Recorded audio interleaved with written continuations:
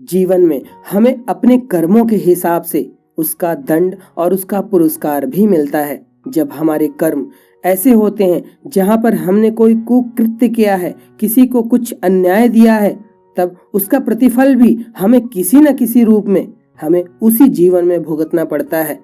कर्मों का यह दंड, कर्मों का यह फल हमें अपने कर्मों के ही अनुरूप मिलता है।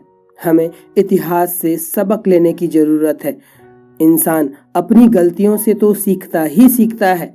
जब वह ठोकर खाता है तब वह असली सबक लेता है, लेकिन बुद्धिमान पुरुष वह है, बुद्धिमान व्यक्ति वह है जो दूसरों की गलतियों से भी सीखे, और ऐसा व्यक्ति अनजाने में भी गलतियां करने से बच जाता है। जरूरत है हमें उन गलतियों से सबक लेने की। हमारे पुराण, हमारे ग्रंथ, विश्व के सभी धर्म ग्रंथ कुछ न कुछ सीख दे जाते हैं। यह हमारी बुद्धिमानी है कि हम उस ग्रंथ से, उस पुराण से, उस धर्म ग्रंथ से क्या सबक लेते हैं। महाभारत अपने आप में अनूठा ग्रंथ है। महाभारत की सीख, अगर महाभारत के हर एक सीख को हमने अपने जीवन में उतारा तब हमारा जीवन धन्य हो सकता है। महाभारत हमें सिखाता है कि हमें कर्मों के अनुरूप ही हमें दंड मिलता है। फिर वह महाभारत के युद्ध में या महाभारत की अन्य गाथाओं में इसका वर्णन क्यों न हो। हर किसी ने जो जो अन्याय किया उसके अनुरूप ही उसको दंड मिला। दुर्योधन ने उस अबला स्त्री को दिखाकर अपनी जंघा ठोकी थी तो उसकी जंघा तोड़ी गई। दुशासन ने छाती ठोकी तो उसका छाती ही फाड़ दी गई। महारथी कर्ण ने एक असहाय स्त्री के अपमान का समर्थन किया तो श्री कृष्ण ने असहाय दशा में ही उसका वध कराया। भीष्म ने यदि प्रतिज्ञा में बंधकर एक स्त्री के अपमान को देखने और सहन करने का पाप किया तो असंख्य तीरों में बिंधकर अपने पूरे कुल को एक एक करके मरते हुए भी देखा। भारत का कोई बुजुर्ग अपने सामने अपने बच्चों को मरते देखना नहीं चाहता, पर भीष्म अपने सामने 4 पीढ़ियों को मरते देखते रहे। जब तक सब देख नहीं लिया तब तक मर भी न सके। यही उनका दंड था। धृतराष्ट्र का दोष था पुत्र मोह, तो 100 पुत्रों के शव को कंधा देने का दंड मिला उन्हें। 100 हाथियों के बराबर बल वाला धृतराष्ट्र सिवाय रोने के और कुछ नहीं कर सका। दंड केवल कौरव दल को ही नहीं मिला, दंड पांडवों को भी मिला था। द्रौपदी ने वरमाला अर्जुन के गले में डाली थी, सो उसकी रक्षा का दायित्व सबसे अधिक अर्जुन पर ही था। अर्जुन यदि चुपचाप उनका अपमान देखते रहे तो सबसे कठोर दंड उन्हीं को मिला। अर्जुन पितामह भीष्म को सबसे अधिक प्रेम करते थे, तो कृष्ण ने उन्हीं के हाथों पितामह की निर्मम मृत्यु दिलाई। अर्जुन रोते रहे पर तीर चलाते रहे। आंखों से अश्रु की धारा बह रही थी और तीर कमान से छूट रहे थे। क्या लगता है अपने ही हाथों अपने अभिभावकों, भाइयों की हत्या करने की ग्लानि से अर्जुन कभी मुक्त हुए होंगे क्या? नहीं, वे जीवन भर तड़पे होंगे। यही उनका दंड था। युधिष्ठिर ने स्त्री को दांव पर लगाया तो उन्हें भी दंड मिला। कठिन से कठिन परिस्थितियों में भी सत्य और धर्म का साथ नहीं छोड़ने वाले युधिष्ठिर ने युद्ध भूमि में झूठ बोला और उसी झूठ के कारण उनके गुरु की हत्या हुई। यह एक झूठ उनके सारे सत्यों पर भारी रहा। धर्मराज के लिए इससे बड़ा दंड क्या होगा? यही कारण है कि युधिष्ठिर को कभी भी युग पुरुषों की गिनती में नहीं गिना जाता। भीम को गिना जाता है, अर्जुन को गिना जाता है, लेकिन युधिष्ठिर की गिनती कभी भी महान लोगों में नहीं होती, जबकि वे धर्मराज थे।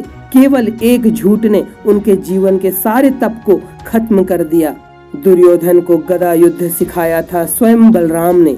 एक अधर्मी को गदा युद्ध की शिक्षा देने का दंड बलराम को भी मिला। उनके सामने उनके प्रिय दुर्योधन का वध हुआ और वे चाह कर भी कुछ न कर सके। उस युग में 2 योद्धा ऐसे थे जो अकेले सबको दंड दे सकते थे, कृष्ण और बार्बरिक। पर कृष्ण ने ऐसे कुकर्मियों के विरुद्ध शस्त्र उठाने से इनकार कर दिया और बार्बरिक को युद्ध में उतरने से ही रोक दिया। लोग पूछते हैं कि बार्बरिक का वध क्यों हुआ? यदि बार्बरिक का वध नहीं होता तो द्रौपदी के अपराधियों को यथोचित दंड नहीं मिल पाता। कृष्ण युद्ध भूमि में विजय और पराजय तय करने के लिए नहीं उतरे थे। कृष्ण कृष्णा के अपराधियों को दंड दिलाने के लिए उतरे थे। कृष्ण यह युद्ध पांडवों के लिए नहीं लड़ रहे थे, यह युद्ध केवल और केवल द्रौपदी के लिए लड़ा गया था। कुछ लोगों ने कर्ण का बड़ा महिमा मंडन किया है, पर सुनिए, कर्ण कितना भी बड़ा योद्धा क्यों ना रहा हो, कितना भी बड़ा दानी क्यों ना रहा हो, एक स्त्री के वस्त्र हरण में सहयोग का पाप इतना बड़ा है कि उसके समक्ष सारे पुण्य छोटे पड़ जाएंगे।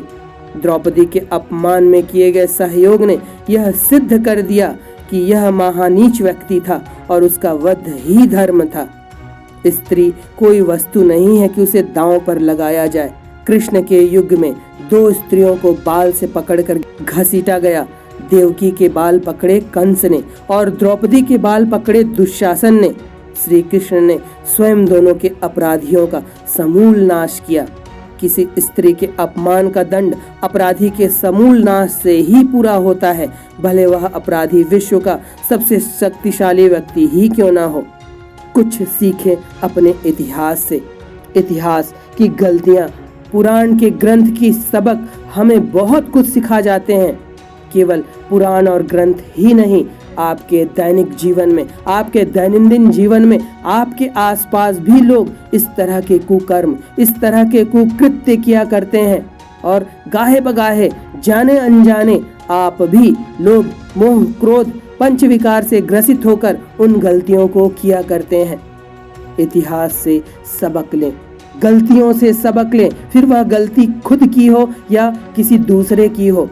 किसी दूसरे की गलती में हम उस पर उंगली उठाने लग जाते हैं, उसे नीचा दिखाने लग जाते हैं, लेकिन वही गलतियां जब हम पर वह विकार चढ़ता है, जब हम पर काम का विकार चढ़ता है, तब हम कुछ भी उसके लिए कर गुजरते हैं।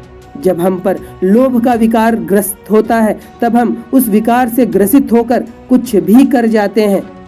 जब हम पर क्रोध का विकार आता है, तब हम कुछ न कुछ मुख से अपशब्द, कुछ न कुछ लड़ाई झगड़े कर ही लिया करते हैं। फिर दूसरों की गलतियां दिखाने में हम स्वयं बहुत आगे रहते हैं कि देखिए फलाना फलाना व्यक्ति ने ऐसा किया। हमें इस आदत से बाज आनी होगी। इतिहास से हमें सबक लेना होगा। हम जो भी कर्म करेंगे, हम अगर मुख से अपशब्द भी निकालते हैं, उसका प्रतिफल हमें जीवन में मिलेगा ही मिलेगा। हम कोई बुरा कार्य करते हैं, हमें उसका फल, उसका दंड हमारे जीवन में मिलेगा ही मिलेगा। तो क्यों ना अच्छे कर्मों में अपने जीवन को लगाएं, क्यों ना जो सही है उस पर ही टिके रहें। फिर उसके लिए हमें कोई भी यातना सहनी पड़ जाए। जब आप सत्य के लिए टिकते हैं, जो सही है उसके लिए टिकते हैं, जिससे आपके शरीर में अच्छी ऊर्जा आती है उसके लिए टिकते हैं, तब ईश्वर भी आपका साथ देते हैं। तब श्री कृष्ण भी आपके लिए खड़े हो जाते हैं और आपको किसी भी विकट स्थिति से बाहर निकाल आते हैं। लेकिन श्री कृष्ण का साथ पाने के लिए आपको अपने कर्मों पर भी ध्यान देना होगा। हर एक कर्म, हर एक सोच के लिए उत्तरदायी केवल और केवल आप हैं। इसका ध्यान दें और इतिहास से सबक लें, हमारे धर्म ग्रंथों से सबक लें। कथाओं के माध्यम से, कहानियों के माध्यम से हमें वह जीवन एक मूल्यवान सीख देती है। जरूरत है हमें उस सीख को अपने जीवन चरित्र बनाने की। आइए इतिहास से कुछ सबक लें।